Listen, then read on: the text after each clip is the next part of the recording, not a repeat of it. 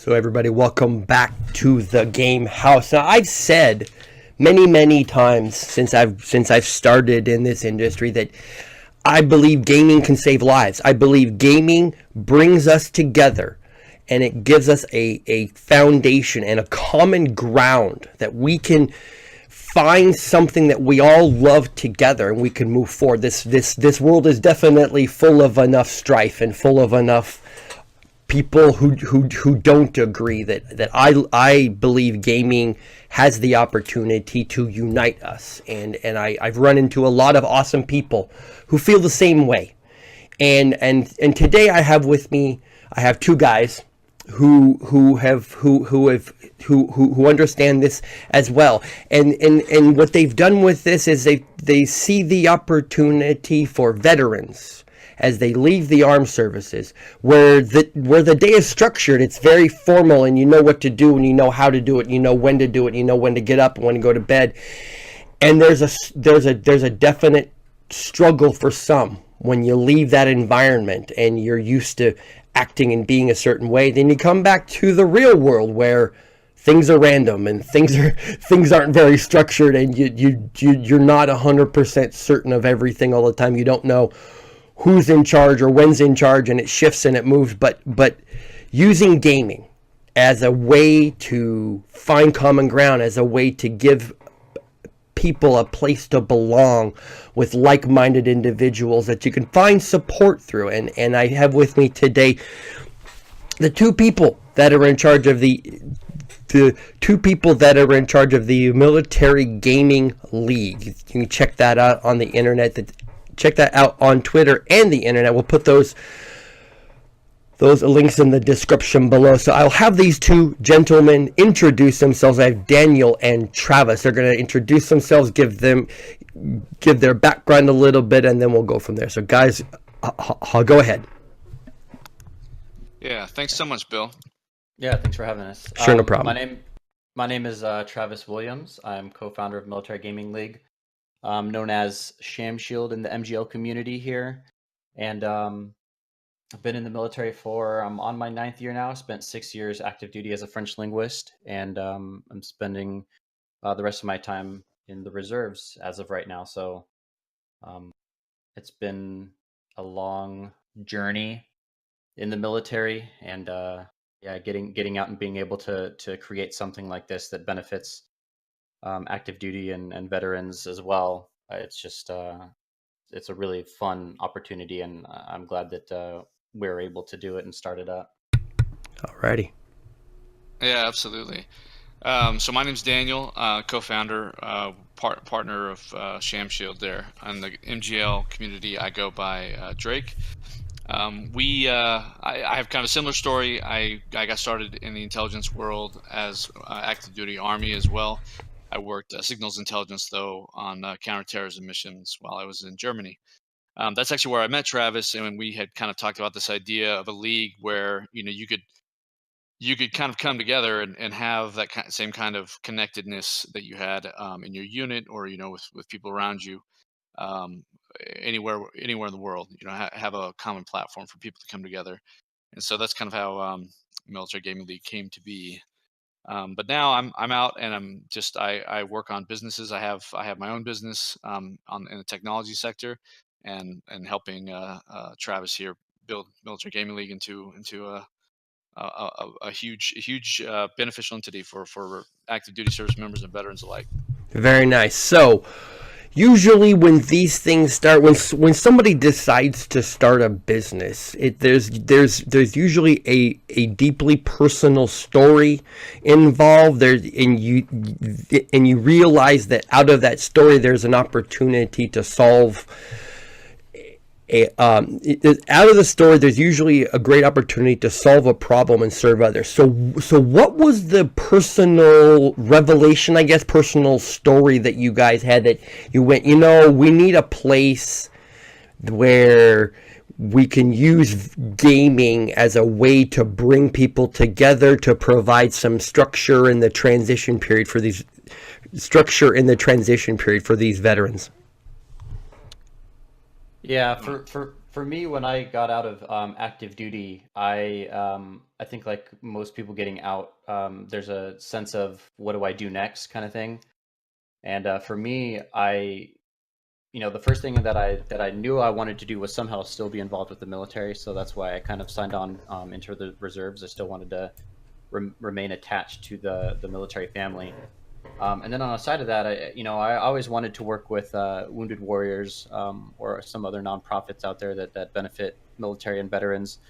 And as I was doing research for something that was into gaming, since that's one of my passions, I found that there was really a lack of support in the gaming industry for military and veterans. And so I thought about creating a league where it was exclusive to just military and veterans, where they could all have a sense of community and get together and not have to kind of interact with people that might not understand their difficulties that they're going through.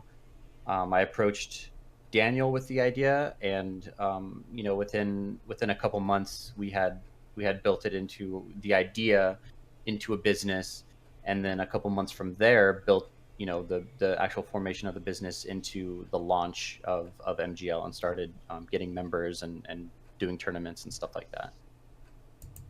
Sweet. Okay. So the concept has been around for a couple months, or the concept was around for a couple of months, and you've turned it into a viable concept. You're putting on the tournaments. So when you first came up with this thought process, when you're first kind of seeing it, will this actually work? I mean, I've always said, when it comes to ideas, that's great. But what are you going to do with the idea? And if you're going to turn it into a business, then you have to execute the idea. So when you were first trying to pull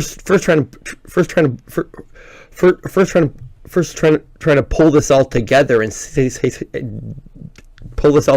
and try to make it into something, I mean, what was the reaction? I think in the beginning, I mean, even now, it's very well received. To Travis's point earlier, everybody likes to feel connected, and this was a phenomenal way to extend that level of cohesiveness and connectedness that you had while you were in the military once you got out, and doing something that people do typically for entertainment to wind down, but now all of a sudden you have a way to connect and feel I guess empowered with these people that have common ground with you. So very well received in that regard, on the military side. I think the challenges from a business perspective is you already have kind of a new niche market, in esports. You're taking something with like a league model that's been around forever, the traditional sports side of things. But you're saying, hey, we have this really niche group that we want to broadcast and put on display before the world with these tournaments and these events. How do you do that and still make money, still make this viable? So there's definitely challenges that come with that. But as far as reception goes, I mean, it has been, I'm sure Travis can echo this, has been widely popular regardless of who the audience has been. So, okay. So, it seems like that these two things would fit well together. I mean, especially with the generations that have been gamers.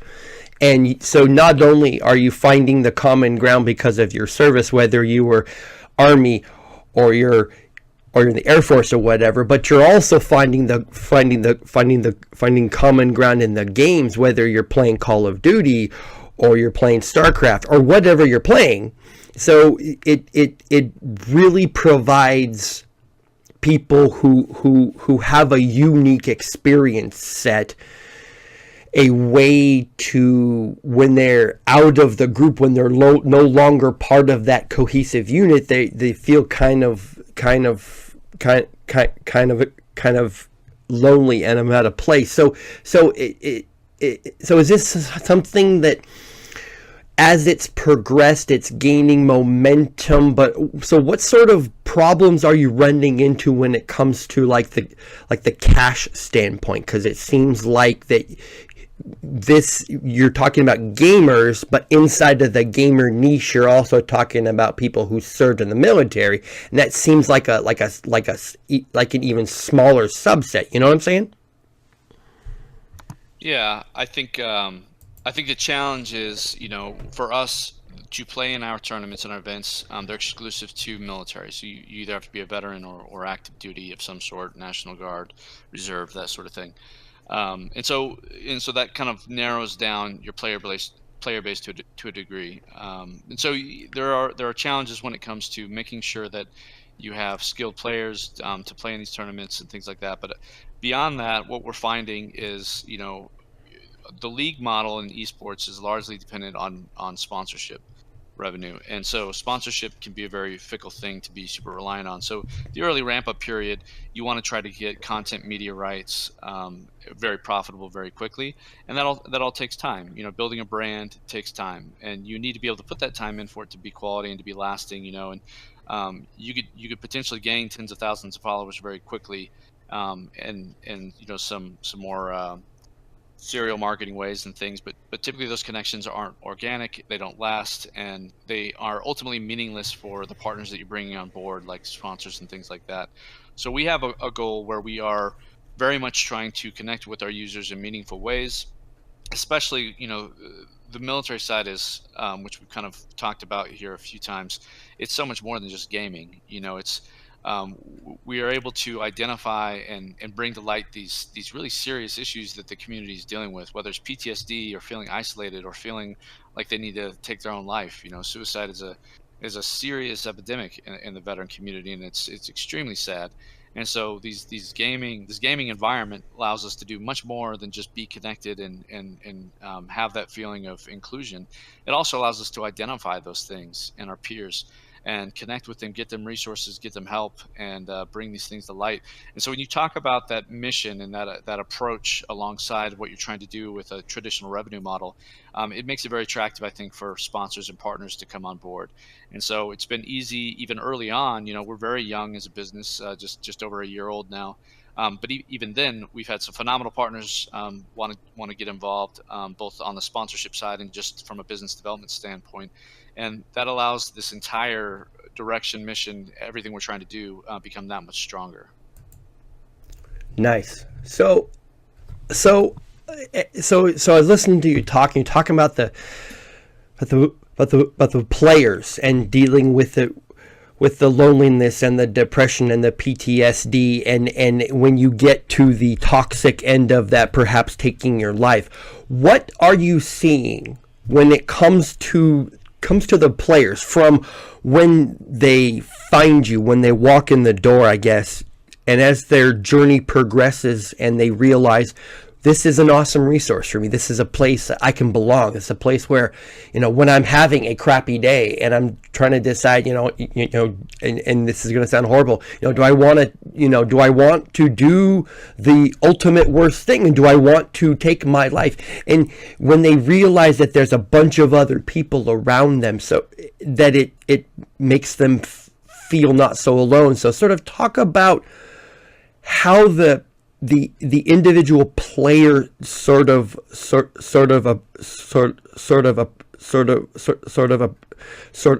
changes along the way. You know what I'm saying?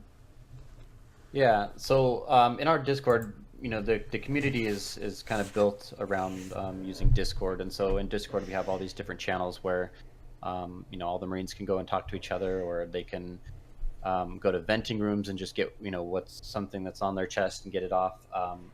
And so I've from the moment we really created it and started getting members in, I've had, and I don't know if Daniel has, but I've had multiple people DM me directly and say how thankful they are that a community like this exists, where usually they don't have anywhere to go, anything to do, and they kind of just sit in their house and feel isolated, yet they're able to get on every day throughout the day and talk with other people that are potentially experiencing the same things. And in experiencing the same thing, they kind of get out of that isolation. They're able to really connect and enjoy playing with other people's, these different games. And people have picked up games that they don't play with other people just because, they feel connected and they want to play something with people. And so it's really cool to see someone come in that might be in a little bit of a dark area and kind of get to the point where they want to be involved in tournaments and even potentially get their story out through MGL and through the tournaments and through our events that we do, to help other service members and veterans. So it's really cool to see the progression of people that come in here. Yeah, and to kind of echo that, I mean, there's numerous studies done on the power of the tribe, and the power of family and these small unit kind of environments, and it's magnified that much more in the military because you have to depend on one another in extremely stressful situations. I don't care if you're deployed, not deployed. There's going to be some level of stress put on your body while you're in the military, and that kind of it creates these bonds, these lifelong bonds that are so incredibly powerful. And so we see, kind of to Travis's point, when these folks come into the community, it's not like other places on the internet. There's no there's a lot of kind of trash talking going on between the branches, which you get in the military as it is. But the second that somebody is struggling, the second that somebody has kind of a cry for help come out, it's like this rallying cry, and it becomes extremely unified and extremely supportive, and it's just very powerful. It's powerful to watch, and it's not always this big dramatic thing, right? Right. Like not everybody expresses their emotions the best way, whatever it might be. But there are signals that people pick up on, and we're very, very sensitive to that in the military because we know that people deal with stuff. It's not a foreign term to know that people are dealing with suicide. It's not a foreign term to know that PTSD is a very real and a serious thing. So when we see some of these side effects come, it's amazing to see the level of support to kind of match what they might be dealing with, and it allows this kind of environment and culture within that Discord, because it's controlled just for them. It's safe. They don't have to worry about judgment. They don't have to worry about somebody that's going to think that they're odd or strange or off the rock or whatever it is. Literally everybody in there has been where they're at some degree. It may not be the exact same level of the spectrum, but to some degree they can relate and have that common ground, and so it's just a very powerful thing. It is, and I was listening to what you said about the power of the tribe, and each tribe has its own lexicon, and the members of the tribe can hear words in a certain sequence and see reactions, and they know what the person is dealing with, when 99% of everybody else thinks they're just talking, and somebody else can step in and realize that, okay, this is the first, maybe second step on a path that could turn really bad. It could turn into something that is in the short term and long term a bad thing, and so the power of the tribe is really important. And for as much as people like me who did not serve, for as much as people like me want to help and have the empathy for people who serve, there are just some things I will never understand because I was never there. I never dealt with those issues, and so it's really helpful for people who were in to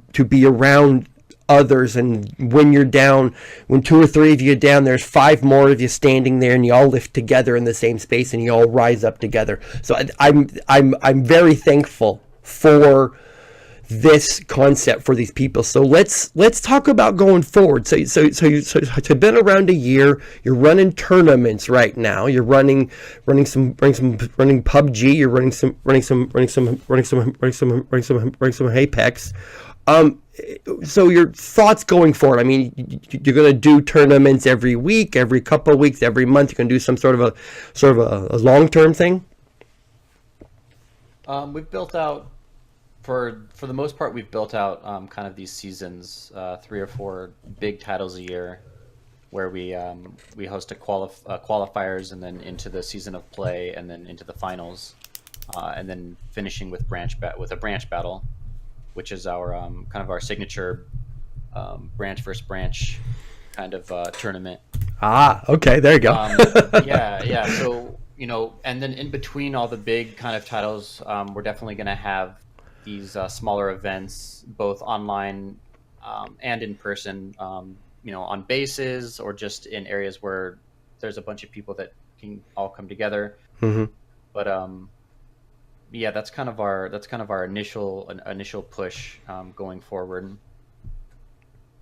Okay, so you're finding when it comes to sponsors for events and people who want to, whether they want to contribute prizes to be given away, or just in general the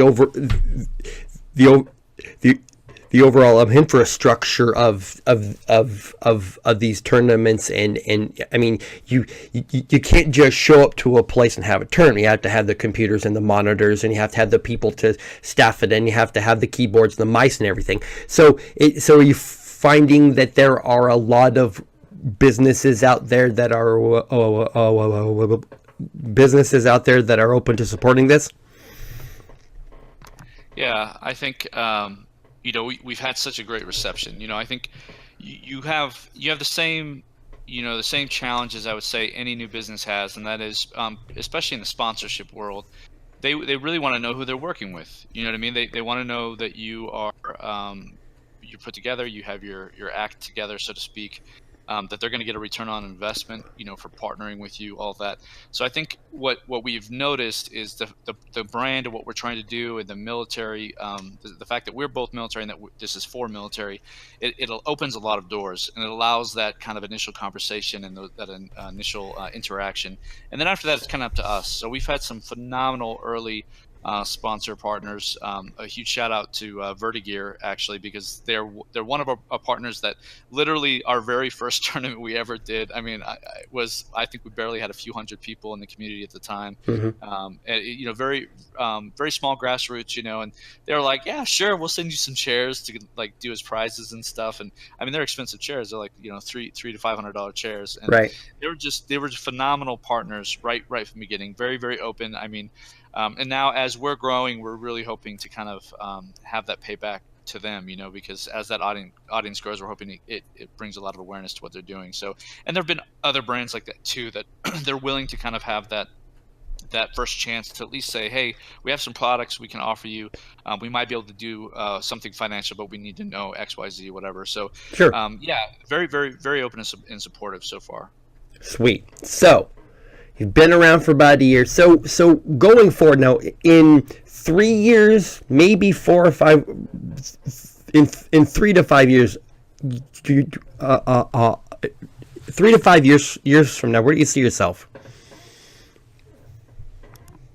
Take that one, Travis. Yeah, I mean, we plan on being able to integrate these signature branch battles and even just our tournaments kind of into the bigger conventions and stuff like that, if that's something that they want to do, and really be able to showcase. Our whole goal is to showcase the skill of military players and veterans. So being able to do stuff like that, partner with some of the big conventions and doing a huge tournament would be really cool. Working with, one of the big things that we want to work with is we really want to get the military involved, the individual branches involved in supporting both their active duty and reserve components, but also kind of showing that the veterans that they are still supporting them in some capacity after having left the service. So that's one of our big pushes is to get them on board and see that that gaming really does help their currently serving and then the veterans as well. So okay, so in the pipeline. Nice. Okay, yeah. So it's funny because as we were talking, I was actually thinking about that. It's like, have you actually reached out to the Army specifically? Because I mean, it sounds fantastic on its face, but then you're dealing with a massive government machine that moves exceedingly slow, and it doesn't change very fast. So are you actually getting people that are seeing? Are you actually getting people who have the ability to make the decisions to see the value? Yeah. Go ahead, Daniel. Yeah, I would say it's a mixed bag, right? You are dealing with large organizations, and you are dealing with a lot of red tape. But there are entities that are absolutely motivated, that absolutely want to get going. Our biggest, probably the biggest, well, I'll break this into two parts. We had some early partners that have had connections, as far up as 3-star generals and Nice. things from a decision-making standpoint, with just kind of being in our corner and whatnot, which has been, again, from a conversation standpoint, getting the word out there has been absolutely phenomenal. But secondary to that, just from the work that Travis and I put in and whatnot, being able to connect with recruiting agencies has been a huge foot in the door. They're motivated to bring in new troops. We're creating an audience where we're highlighting the military lifestyle and culture through gaming. And so it's a really great pairing. And, one of Army's initiatives for recruiting officially is esports. And so we've been able to connect with decision makers over there and partner on some things really early on, which has been phenomenal. So I would say getting our foot in the door, that it's not been too much of a challenge. I think the hard part is where the rubber meets the road is how much are they investing? How much time and money are they giving? Where do you draw that line? And I think that's a process, and it kind of comes down to individual commanders of various commands, because everybody's going to have a different opinion and reception to what we're doing. And I know Travis has personally met with some that have some pull, and they've been receptive, and others that haven't, that haven't necessarily given us the time of day, and not in a negative way, but people, they're busy, right? Right. The military, doing real stuff. So I think you can't really fault them and say, well, these guys are a bunch of dirtbags. I mean, they're doing their job, but I think the other side of it is, it kind of depends on the person. Very nice. Well, gentlemen, I really appreciate your time. I want things like this to succeed. There's enough space in gaming, I believe, for everybody to belong and feel like they're valued, and especially people who deal with the darker side of life, having a space where they can, when they're having that moment and they need somebody that understands them to just listen for a bit. There's enough space in gaming for everybody to feel happy and be successful and belong. So thanks, guys, for making time for this whole conversation, to help me understand what's going on.